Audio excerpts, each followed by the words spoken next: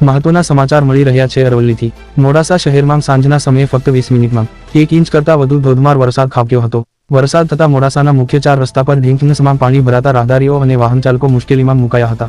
સાથે શાકભાજીની લારીઓ અને વાહનો પાણીમાં ગરકાવ થયા હતા। જ્યારે મોડાસાના બસ સ્ટેશન વિસ્તારમાં તેમજ નીચાણવાળા વિસ્તારો અને સોસાયટી વિસ્તારોમાં પાણી ભરાયા હતા।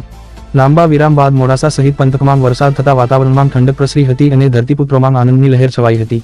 વૈભવ રાઠોડ, અરવલ્લી ન્યૂઝ, મોડાસા।